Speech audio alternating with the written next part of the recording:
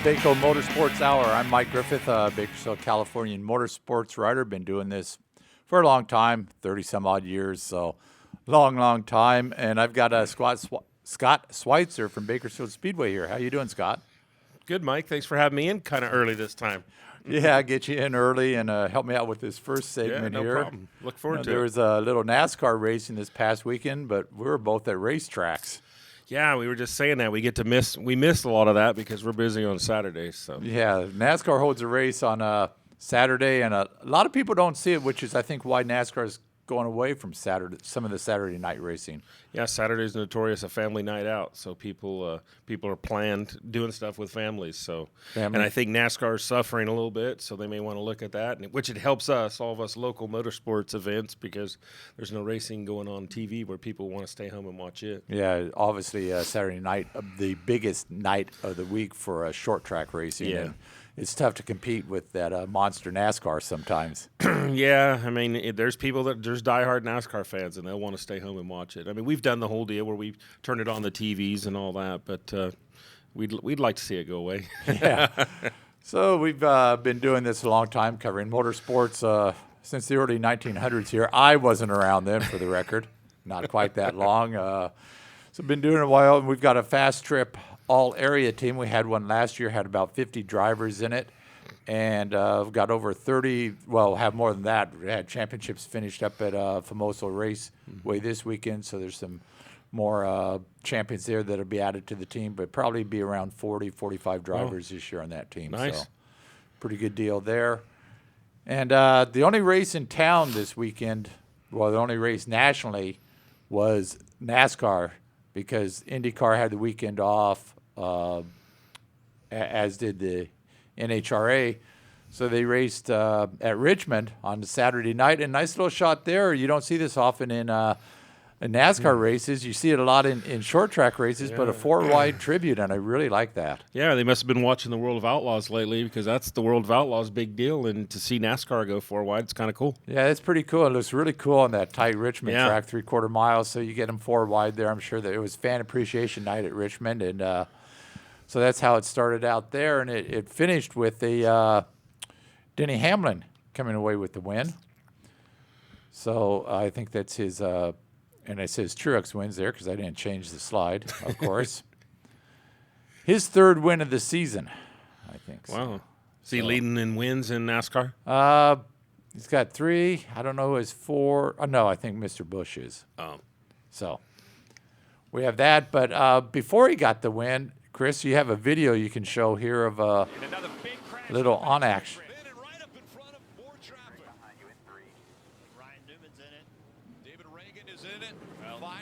Chris Buescher was in it as well. Chris Buescher involved. Get a little fire there. The 83 of Dylan Lupton up on top of the 31. The fire underneath the hood of the 23.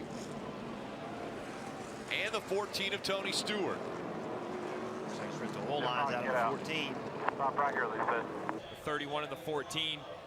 There's some contact right here heading into turn 1. The 31 accelerates, gets inside the 14 as they enter the backstretch. Yeah, we've seen this several times. The cars haven't, getting into turn 1, and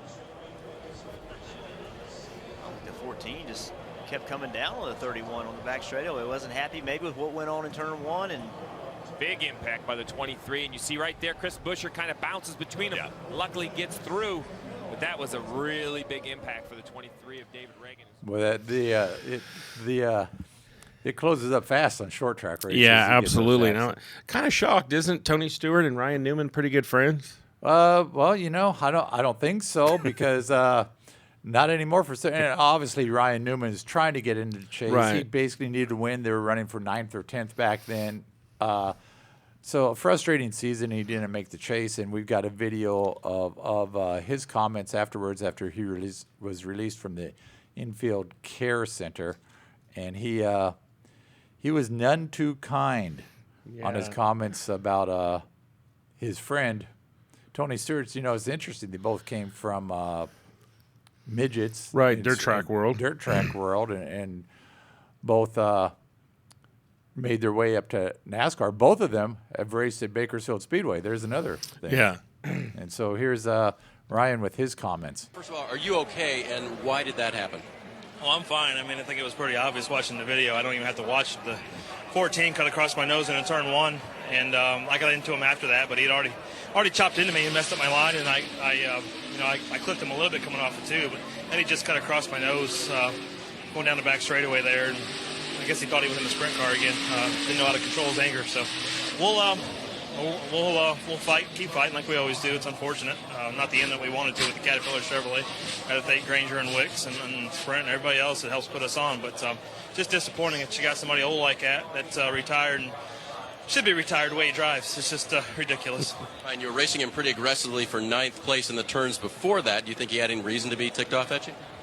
I only hit him in turn one when he cut across my nose, so I don't think there was any reason other than him just being bipolar and having anger issues. So, well, I mean, you can look up, you can Google Tony's story. You'll see all kinds of things he's done. Look it up on YouTube, everything else.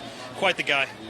Glad Ryan's okay. Out for the night. I was Wow. seeing, yeah, that's exactly what I said when I was at Kern County Raceway Park on Saturday night. I was looking at tweets and I said, wow. Yeah, that's. I mean, obviously he's going to be upset, but wow, I didn't expect those comments. Yeah, old, anger issues, and bipolar. Wow. Wow. And I don't know where it's gone since then, but I don't think they'll be sending each other Christmas cards. Kind of shocked at Tony's move there to cut across the front of his nose. I mean, if he's upset of him, you would have thought he would have.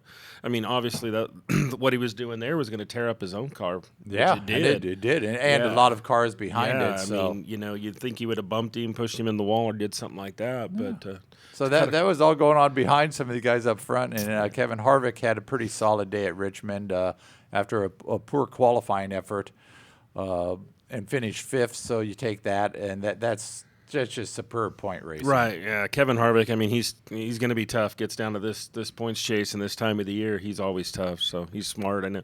Would they have some pit stop issues in the last couple of weeks or something? I think this week was pretty they good. got it all- They changed two pit crew members, and this week, just via the tweets I was seeing from Delane, I follow her on Twitter, and she was saying that they were doing good jobs That's in the good. pits, and Kevin was actually praising his crew. Nice. So that's good.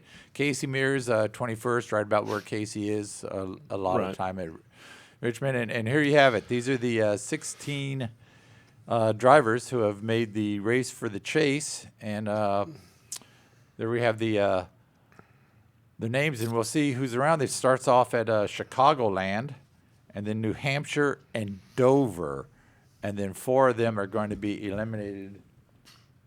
And the question is, which 4? Yeah, I mean, this is a pretty cool deal. You got hats off to NASCAR for coming up with this. It makes it cool. I'm not a huge NASCAR. I don't watch it really faithfully, obviously, but when it gets down to like this, when there's something on the line, it's pretty interesting to watch, and it's pretty cool to see the way they have this knockout round and the way it works. So should be interesting. And I really like, obviously, when the chase first started, it was just the top 12, and then it was the normal points type deal. Well, they've gone to since the knockout round, it's you race 3 races, and 4 don't make it. So then you're down to 12. Well, you got to produce to stay in it, so that's what's cool about it. And again, a win keeps you in. So any win in these 3 races, and you automatically advance. And Chicagoland's been good to a lot of people, including Kevin Harvick. I'm thinking that some names on that list that may not be around after these top 3, Chris Buescher, I think it's going to be tough for him. It's good to see Larson in there. I mean, Larson's another in there, dirt guy. So Yeah, that's going to see how he got in there. So it's going to be see how he does. But you can kind of have one mulligan, but you better be good enough to win. Yeah. But you can't have 2 mulligans. No. If you screw up twice, you're done. Yeah, so it does put the pressure on not just the driver, the whole team, and everybody to bring a good car, make it run good, the whole deal. So, so the pressure's on. So you got be Chicago. fun to watch. Yeah, Chicago on Sunday. So that's going to be a fun race, and see what happens there. Had an Xfinity race at Richmond. Ryan Reed finished 11th in that. He's also in the chase. Xfinity has a chase this year, and it starts, and so Ryan Reed's made the chase. Nice. Maybe he can gain a few positions and get a nice top 10 finish in the chase there. That'll be good. Cool. And other than that, everybody else was off this weekend. All the other major racing circuits were off. But the NHRA, their chase is beginning this weekend in Charlotte. Z-Max Dragway, where they're going to actually race just 2 wide, not as they do in the spring, where they go 4 wide, and it's really bizarre. Yeah, it's pretty crazy that they came up with that, but again, pretty cool to get people to watch some drag racing, and it's a great idea. And they get there in the chase and see what happens there. No drama. The Indy cars are headed to Sonoma this weekend up in wine country, which is probably going to be just beautiful weather up there. Yeah, weather in California is nice right now. And it's their season finale, but not a lot of drama there, as Simon Pagenaud has a pretty big lead, and he would probably have to crash out. It's a double points race, but if he keeps the wheels and tires on it and gets through the road course, he's going to be fine. I'm not a big fan of double points. I don't know why series do that. Yeah, they do that. You work all year long, and then you have 1 or 2 races, and traditionally at a lot of the tracks, it's double points at the last race of the year. Yeah. And it just seems to erase everything that everybody's worked hard for. Not a big fan of that. So, not a big fan of that, but you are a big fan of Bakersfield Speedway. We'll talk about that when we come back, right? We'll talk about that when we come back. We'll be back with the other segment on Power in just a moment.